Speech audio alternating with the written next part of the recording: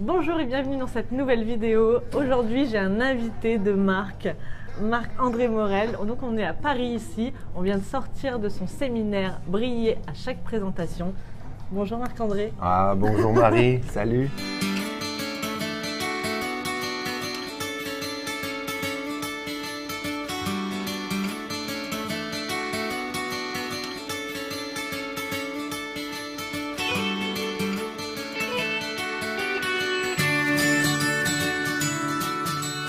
Tu peux te présenter pour toutes celles qui ne te connaissent pas. Oui. Donc on vient de suivre une formation ensemble sur la prise de parole. Je suis conférencier et j'aimerais que tu te présentes à cette communauté. En fait, c'est assez simple. Mon métier, c'est de donner des conférences. J'ai commencé la parole en public assez jeune. Je suis tombé un peu dans la potion magique comme Obélix. J'avais 14 ans et puis c'est devenu vraiment ma passion et maintenant ma profession. Ce qu'on vient de suivre ensemble, ça s'intitule Briller à chaque présentation et c'était une formation de prise de parole que je donnais depuis quelques années, plusieurs années, et puis que j'ai maintenant converti, peut-être pas converti, mais j'ai ajouté la partie 2.0, je dirais, donc pour ce qu'on fait présentement, la partie web et tout. Et je suis entrepreneur parce que, étant donné conférencier, j'ai pas d'employeur, je dois aller chercher mon business. Et mon business, depuis que j'ai lancé ma carrière de conférencier, a beaucoup changé à cause des médias sociaux. Donc, j'avais un background un peu de vente, mais cette partie-là, d'aller frapper aux portes ou de faire des envois par la poste ou d'utiliser le téléphone comme dans les années 80. Moi, je suis quand même pas si jeune, donc j'ai quand même fait j'ai l'air jeune, mais bon, faut pas se fier nécessairement aux apparences. Là, je suis quand même dans la cinquantaine, donc... Bon, en fait, tout ça pour dire que c'est la parole en public. Je l'enseigne, je pense que tu l'as senti, tu l'as vu. C'est pas seulement... prendre la parole pour prendre la parole. Il y a une question de décorum social, il y a une façon d'être, à apprendre à articuler sa pensée, à énoncer ses besoins, que ce soit à son conjoint, à sa conjointe, à son patron, de négocier, que ce soit un salaire, de négocier le biscuit du soir avec son enfant de 8 ans. Non, c'est un demi-biscuit. Non, c'est un biscuit, maman. Non, mais c'est un biscuit et demi. Alors, tu comprends? Qu'est-ce que tu veux? Pourquoi tu le veux? À qui ça s'adresse? Est-ce qu'il y a un match entre les deux? Donc, je pense que c'est beaucoup plus que la parole en public. Et la parole en public, la prise de parole, c'est quelque chose que M. Carnegie, qui est mon mentor dans le domaine, qui est une institution parce que c'est devenu une entreprise de formation de parole en public, de prise de parole depuis plus de 100 ans. Mais j'ai appris avec cette équipe-là, moi, que ça aide à développer la confiance en soi. Alors, je sais qu'on en a tous besoin et Dieu merci, les femmes, vous êtes beaucoup plus ouvertes sur cette dimension-là chez vous qui soi-disant manque ou que vous voulez améliorer ou quoi que ce soit. Moi, je m'en suis jamais caché quand j'étais jeune. On m'appelait Minus à l'école, j'avais les broches, j'étais plus petit que les autres. Physiquement, je me développais moins rapidement. Bon, ça a poussé comme ça à 16 ans, mais j'ai souffert de manque d'estime de soi. Et même encore aujourd'hui, à 51 ans, j'ai encore des parties de moi qui sont fragiles. Et puis, la prise de parole, est-ce que c'est inné? Non. Et ça se développe comme un muscle et tout ça. Alors, là, je ne vais pas trop parler parce que je sais que toi, tu as plein de belles choses à nous dire aussi et puis à me poser comme question. Mais bon, en gros, c'est ça. Là. Je suis un communicateur, mais pas né. Je suis devenu le communicateur que je suis. Je bégayais un an avant d'entrer sur scène à 14 ans. J'étais incapable de demander ou de dire quoi que ce soit je me souviens à la femme de mon père ou à mon père. Donc, je parlais pas, je restais dans mon coin. Et puis, aujourd'hui, je fais la même chose. Je reste dans mon coin, mais je parle beaucoup. Donc, tu vas pouvoir nous aider comme ça. Enfin, tu nous as aidé là pendant 2 jours à développer cette faculté de prendre la parole en public, de transmettre un message. En fait, il ne suffit pas de parler, il suffit d'être concis, de savoir dire quelque chose précisément. Quoi. Donc, et comment on termine? Hein? Je pense que vous en êtes rendu compte. Le groupe, on était une douzaine. Là. le call to action. Et ça, pour ceux d'entre vous qui faites de la vidéo, ou même si vous êtes avec votre patron, votre conjoint, quoi que ce soit, c'est de la façon dont vous terminez. Très souvent, ça termine un peu en queue de poisson ou comme pétard mouillé ou quoi que ce soit. C'est, ben, alors, c'est ça. Ben, j'ai terminé. Non, non, c'est pas comme ça que ça termine. Ça doit terminer avec, alors voici, à la lumière de ce que je viens de dire, voici ce que je vous conseille, voici ma leçon, voici ce que je vous propose de prendre comme action et voici en fait, quel sera votre bénéfice ou ce que ça va vous rapporter d'une certaine façon. Donc, action, bien fait. Action, bien fait, toujours en 10 mots, 10 secondes ou moins. C'est vraiment une clé énorme. Et ça, faire ce travail-là, comme je vous ai dit, je termine là-dessus. Si vous ne l'écrivez pas, tu sais, Marie, si on ne l'écrit pas, on ne peut pas le dire. Tu ne peux pas l'écrire, tu ne peux pas le dire. Alors, ça, c'est probablement la seule partie là, qu'on peut mémoriser, si je peux dire. Ouais. J'ai intérêt de bien faire mon call to action dans cette fin de vidéo, parce que j'ai la pression du coup. On a travaillé pendant 2 jours sur des points précis et si je me rate sur certains points dans cette vidéo…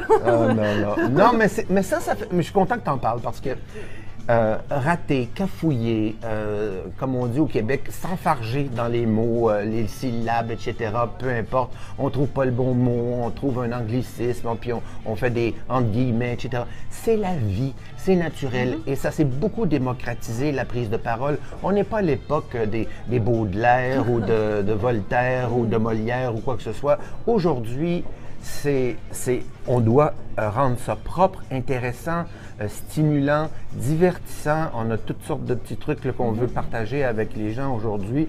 Mais entre autres, s'il vous plaît, n'appuyez pas sur stop pour recommencer votre vidéo tout simplement parce que vous avez… Non, c'est normal. Ça fait partie de la vie. C'est naturel. Oui, c'est naturel. Ça va vous rendre plus authentique. Les gens vont davantage se reconnaître en vous parce que vous êtes comme eux, c'est-à-dire imparfait. Moi, j'avais justement récemment, j'avais un truc vidéo que j'avais commencé, un web télé qui s'appelait pasparfait.tv parce que j'étais avec un autre type et tout ça. Puis lui, bon, là, il est maintenant animateur d'une émission télé au Québec. Alors, j'ai perdu ça, mais il reste que j'aimais beaucoup ça parce que on a tellement l'impression justement qu'on doit, surtout à côté de celui qui fait ce métier-là comme ça. Non, moi je suis totalement imparfait. Tu l'as vu, là, je fais plein d'erreurs. C'est pas toujours drôle ce que je dis, ce que je fais. Avec les cheveux que j'ai pas le choix. Je dois être humble. Et donc pour toutes les femmes, donc il y a une communauté de femmes, majoritairement de femmes, qui vont regarder cette vidéo et du coup, souvent elles ont envie de se lancer soit dans la vidéo, soit de faire des formations en ligne, soit de faire des conférences, etc. Mais elles n'osent pas puisqu'elles ont peur du feedback, du regard des gens, de leur propre regard. Elles ont souvent un manque de confiance en elles. Est-ce que tu as des astuces, des conseils à leur transmettre aujourd'hui? La confiance en soi, peu importe autour de quoi ça s'articule, c'est toujours la pratique ou en fait la répétition ou le muscle développé qui va faire en sorte qu'à un moment donné, on va s'oublier, on va oublier ce qu'on a l'air, ce que les autres peuvent penser de nous, etc. Parce qu'on va avoir justement cette force qui va être acquise à force de multiples mini-victoires personnelles. Exemple, je donne un petit 2 minutes de présentation ici. Je donne un autre 3 minutes là, 5, 7, 12, 15, 20, 25, 30, 40, 45, 50 et 90 minutes. Tout à coup, je le fais plusieurs fois et là, à force de répéter aussi le même message, à 80%, là, je deviens, franchement, là, je commence à devenir vraiment compétente, mais surtout, comme tu dis, confiante. Donc, je pense qu'il y a la dimension mécanique de la chose et c'est pour ça que quand je disais tout à l'heure que je ne suis pas un communicateur né, moi, c'est parce que je voulais quitter la maison, j'étais pas bien avec mon père et sa femme, j'ai quitté, je voulais aller faire autre chose et puis donc je faisais la piscine, la natation et on m'a offert, une de mes tantes m'a offert de participer à un concours d'art oratoire et puis c'est ça qui a lancé, c'est comme par erreur, par hasard. Et puis, les réactions des gens, ben, j'ai aimé ça. Sauf qu'on fermait les lumières dans la salle, ça aidait. Je voyais personne, j'entendais. Ah, mais je le ressentais. Mais la partie le jour où j'ai vu les gens dans la salle la première fois, là, 2 ans plus tard, j'ai eu un petit oups, j'étais pas certain. Et là, j'ai encore atteint une autre étape, une autre victoire personnelle, etc., etc. Plus loin. Mais l'autre élément par rapport à ce que tu disais, par rapport à ce que je veux avoir l'air, ou qu'est-ce que les gens vont penser de moi, ou est-ce que bon... Ça, c'est l'ego. Ils vont rire, etc. Ça, c'est l'ego. Et cette partie-là, qu'est-ce que j'ai dit pendant la formation? J'ai dit, avant que l'ego nous étouffe, c'est-à-dire à partir du moment où on sent la pression sur soi, on a la bouche sèche, on commence à avoir les mains moites, on tremble, on est nerveux vraiment, etc. Là, tous les symptômes qu'on peut avoir, ça varie un peu d'une personne à l'autre, mais ça se ressemble. C'est que, quelque part, c'est qu'on a centré l'attention sur nous plutôt que de centrer l'attention sur les gens pour qui on est là. Ce qu'on apporte, c'est pas soi. Mais en fait, c'est au-delà de ce qu'on apporte, c'est à qui on l'apporte. Donc, ce qu'on apporte, c'est notre message, c'est notre contenu, c'est notre matière, c'est ce qu'on a choisi d'avoir à partager aujourd'hui. Et en principe, ça devrait correspondre au moins à un critère, c'est-à-dire on a mérité le droit d'en parler. Ça, c'est le premier critère de la parole en public. Là, c'est ta dernière question, je le sais. Là. Mais honnêtement, juste pour terminer là-dessus, c'est que aussitôt que vous commencez à être nerveux, nerveuse, dites-vous, eux, qu'est-ce qu'ils vivent, eux? OK, ce sont des infirmières. C'est un groupe aujourd'hui d'enseignants, enseignantes. Qu'est-ce qu'ils vivent? Bien, ils vivent quand même beaucoup de stress avec l'employeur, qui est le gouvernement. Ils sont pris un peu, s'ils ne peuvent pas vraiment sortir, aller ailleurs ou quoi que ce soit. Donc là, mettez-vous à leur place. Soyez empathique, ayez la compassion. Et là, tout à coup, ça va se dissiper tout seul. Est-ce que mes cheveux sont OK? Est-ce que j'ai ouais, c'est ça. Est-ce que j'ai le bon chemisier? Les gens vont vous regarder, mais à partir du moment où vous portez rien pour attirer l'attention sur vous et que vous êtes là pour eux, ça va se sentir tout de suite et ils vont coller à vous comme des abeilles avec le miel. Tout à fait. Donc, faire des petits pas par petits pas, s'exercer, même tout petit au départ et grandir, faire des plus grandes conférences, des vidéos plus longues, etc. Oui. Et avoir de l'empathie. Avoir de l'empathie, c'est pour résumer la chose de l'ego, tout à fait. Est-ce qu'on parle des 3 règles d'or? Oui, tout à fait. Avant qu'on passe à l'autre chose, parce que je ne veux pas qu'on l'oublie, ça. Ouais, puis les 3 règles d'or de la prise de parole. La prise de parole. La première, on vient de la donner, c'est de mériter le droit de parler de ce que l'on parle. Albert Einstein disait, si vous ne pouvez pas expliquer un sujet facilement, c'est que vous n'en connaissez pas suffisamment sur ce sujet-là. Et honnêtement, ce qu'on voit aujourd'hui autour de nous, sur les réseaux sociaux, très souvent, il y a des gens qui peuvent faire des tutos sur quelque chose qu'ils ne savent pas vraiment. Ils commencent, ils sont bien passionnés, là, comme un jeune de 15 ans. J'en ai vu un dernièrement là, qui nous expliquait comment faire le café avec un truc bottom à pression.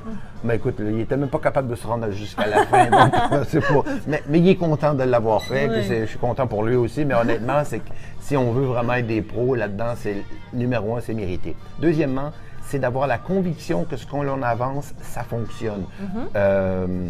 Si je me réfère à mon livre qui va sortir l'an prochain, qui est ma conférence aussi, Destinée à réussir. Donc, moi, ma prémisse, c'est que nous sommes destinés à réussir. Donc, c'est assez simple. Alors, mon job comme formateur ou comme conférencier, comme présentateur, c'est de prouver que nous sommes destinés à réussir. Est-ce que j'ai mérité le droit d'en parler? Bien, ça fait 35 ans que j'étudie le sujet. Alors, je commence à avoir des choses à dire, mais ça ne veut pas dire que j'ai tout à dire. Ça ne veut pas dire que je vais tout dire comme les gens veulent l'entendre. Mais l'autre question, c'est est-ce que je suis convaincu que nous sommes destinés à réussir? Alors moi, il a fallu que je traverse ça. C'est pourquoi j'avais pas encore publié le livre. C'est parce que j'avais un 1% de doute que je devais me débarrasser, tu comprends? Et là, maintenant que je suis 100% convaincu, parce que j'ai été chercher des choses en neurosciences, en philosophie, mais aussi carrément en anthropologie, là, je dis, ça y est, oui, on l'est, je le sais, là, alors j'y vais à fond. Alors ça, c'est bien important. Le troisième point, c'est d'avoir le cœur, c'est-à-dire d'avoir la passion, d'avoir envie d'en parler. Donc, si on a mérité le droit d'un sujet, on est historien, reconnu mondialement, peu importe, on est convaincu que oui, la guerre de sécession est arrivée de telle date à telle date aux États-Unis, mais que ça ne nous tente pas vraiment d'en parler, mais à ce moment-là, clac, on vient de bousiller notre intervention déjà en partant. Il faut être habité un peu par son message. Oui. L'enthousiasme, là, c'est ce qui gagne le plus aussi le cœur des gens, là, à part l'empathie, comme on l'a parlé. Ouais, c'est ça. Très bien, super. Merci Marc-André de partager tout ça avec mon audience, parce que c'est important de savoir ça, de pouvoir utiliser ces outils. Ouais. Et moi j'ai une question au niveau de la vidéo. Donc on a fait une petite partie sur le web et sur la vidéo, puisque ça fait partie de la prise de parole. Et j'aimerais savoir quelles sont les étapes clés d'une bonne vidéo. Une bonne vidéo. Bon, c'est certain que l'aspect vidéo, YouTube, bon, etc., même mettre une vidéo sur Facebook, une vidéo en ligne, etc. Ouais. Bon, OK, donc c'est ça. Donc il y a plusieurs formats. Donc, c'est ce que j'allais dire, c'est qu'il y a plusieurs réponses à cette question-là. Donc, je pense qu'il n'y a pas une seule manière de faire une vidéo qui accroche. Pour certaines personnes, ça va être une vidéo en continu où on ne voit pas nécessairement la personne qui fait la formation ou la narration. On voit soit, c'est ça exactement, là, de l'animation, quelconque, etc. Moi, la musique de fond, ça m'agace. J'aime pas. J'aime pas non plus les vidéos qui sont avec des petits segments comme ça où la caméra bouge à toutes les 3 secondes ou 5 secondes. Oui, c'est ça. Et là, tout à coup, je suis assis et là, je me relève. Et là, je fais... à côté. Oui, c'est ça. Avec une bande de texte qui disparaît, qui apparaît. Tout ça. Donc, je pense que ce que ça veut dire en bout de ligne, c'est un peu le même principe que quand on fait une prestation publique, de parole en public, de prise de parole, c'est-à-dire de rendre ça le plus authentique possible, mais authentique dans le terme pas galvaudé qu'on connaît aujourd'hui, qui est à peu près n'importe quoi. T'es donc authentique, toi. Je t'aime parce que tu es authentique. Non, c'est que authentique, ça veut dire vrai, ça veut dire ça nous ressemble, ça me ressemble, ça me parle. Et c'est ça le deuxième point ou le dernier point, dans le fond, par rapport à ça et la vidéo, c'est que est-ce que ça parle à votre auditoire? Si votre auditoire, ce sont des jeunes de 12 ans, ben c'est certain qu'on ne peut pas nécessairement les approcher de la même façon que si on a des gens plus âgés de 65 ans, puis des gens de 65 ans qui cherchent des recettes de cuisine, c'est pas nécessairement la même clientèle que des gens de 65 ans qui veulent apprendre comment fonctionne un Mac pour la première fois, etc., etc. Donc, c'est intéressant ce que tu me dis, puisque je suis tout le temps en train de les saouler et de répéter dans toutes mes vidéos. L'important, c'est de savoir à qui vous adressez votre message avant de créer votre message. Oui. C'est pareil pour la vidéo. Oui, et pas après dire « Ah, mais je veux voir comment ça fonctionne, si j'ai beaucoup de likes ou de partages, etc. » Puis là, on verra. Bon, non, en fait, il y a une partie de ça qui est vrai parce qu'il y a un aspect presque loterie dans la chose. Mais récemment, quand je suis arrivé à Paris, j'ai vu un des premiers soirs quand je traversais mon décalage. Parce qu'on ne l'a pas dit, mais il vient on l'a entendu. Hein. Ouais. Mais il vient du Québec. Ça s'entend bien depuis tout à l'heure. C'est ça. Et puis, j'ai vu un reportage sur Stromae. Stromae, oui. Et moi, je n'avais jamais entendu parler de lui parce que, bon, vous voyez à quel point j'ai une vie vraiment ennuyeuse et tout. Mais j'ai été absolument fasciné par ce prodige, ce talent, cet artiste, ce grand artiste. Et là, je voyais des trucs qu'il faisait. Il avait à peine 21 ans, il était à Drucker, Vivement Dimanche, etc. Puis il incarne une chanson d'une façon où personne d'autre n'a jamais vraiment incarné une chanson. Et on en a eu des grands, vous en avez eu des grands, vous les Français, avec Brel, avec... d'autres. Vanessa Paradis, non, c'est pas vrai. Pour rire. Et ce que je veux dire par rapport à ça, c'est qu'à partir du moment où tu dis, ça y est, j'ai compris comment faire ma vidéo, j'ai compris comment faire mes vidéos, j'ai compris comment attaquer le net. Moi, avec mon public, je comprends maintenant comment ça fonctionne. Et là, tu as un Stromae qui arrive. Tu comprends ce que je veux dire? Ouais. Et c'est ça, la vie. C'est que c'est jamais fini. Il y a toujours une autre façon. C'est en constante... Et le danger, et ça, tiens, je suis content d'y penser parce que le danger, c'est d'avoir... C'est bon de s'inspirer des autres. Mais je pense qu'à un moment donné, il faut vraiment... Ceux qui grandissent le mieux dans n'importe quel domaine entre autres, dans le domaine foisonnant maintenant de la vidéo, c'est ceux qui ont trouvé leur propre voix, leur propre couleur, leur propre façon de faire. Et de ne pas avoir peur d'oser, parce que sinon, ça va être vraiment ennuyant. On va avoir toujours plus ou moins un réchauffé de la même chose. C'est Pablo Picasso qui disait « Copier, c'est terrible, mais se copier soi-même, c'est épouvantable. » Et puis, à un moment donné, c'est ça qu'on finit par faire. On n'a pas besoin d'avoir 35 ans d'expérience pour commencer à se copier. Des fois, ça fait 6 mois qu'on est dans quelque chose et on se copie déjà soi-même. On reprend un peu une formule qu'on avait commencé à apprendre, puis bon, on n'a pas de temps beaucoup aujourd'hui pour faire la vidéo, mais on s'était dit, mardi, il faut que je la fasse parce qu'elle doit sortir mercredi. Et puis, on entre tout de suite là, dans des vieilles chaussures qu'on est confortable. Et puis, ça y est, à partir de ce moment-là, ça commence à être le début de la fin. C'est pas compliqué, c'est le début de la fin. Donc, de vraiment doser. Et quand on a une idée, quand on a une impression, une intuition, un instinct que, ah, tiens, ça pourrait être intéressant de faire, je sais pas moi, faire ça en moto à reculons. Je dis n'importe quoi, mais fais-le. Oui, fais-le, parce que si tu as eu cette idée-là, c'est que c'était toi, c'est ça, il fallait que tu le fasses, parce que sinon, il y a quelqu'un d'autre de toute façon qui va le faire, et là, tu vas tomber comme 2e, 3e, 4e, 5e en arrière, et on va dire, ah, toi, tu copies l'autre. Non, mais c'est moi qui avais l'idée avant. Ouais, mais écoute, là, c'était à toi de le faire quand c'était le temps, non? Donc, écoutez son intuition, écoutez surtout son audience, les personnes, qu'est-ce qu'ils ont envie de voir, est-ce que c'est plus, je sais pas, de la vidéo montée, du vlog, du live, etc. Et voilà, s'écouter soi. Puis d'être soi, c'est ça, exactement. D'être authentique, c'est ça, c'est ça. Puis d'oser. Pas chercher à être quelqu'un d'autre en vidéo. D'être un Stromae, finalement. Un Stromae, il s'est pas dit, ah, mais attendez, là, c'est que il y a personne qui a fait une chanson comme ça, là, avec autant d'émotion et d'incarnation et de... Ah, mais regarde, lui, il l'a fait, ça a fonctionné, mais là, je suis convaincu qu'il y en a beaucoup qui commencent déjà à se préparer à le faire. De ce qu'il fait lui. C'est correct, mais en quelque part, c'est pas ça qui va faire votre succès. Votre grand succès, ça va vraiment d'avoir votre couleur à vous, avec vos idées à vous. Aussi folles qu'elles soient. Marc-André, alors je vais faire le call to action, du coup, sinon je vais me faire taper dessus après la vidéo. Marie, on a vu ça ensemble.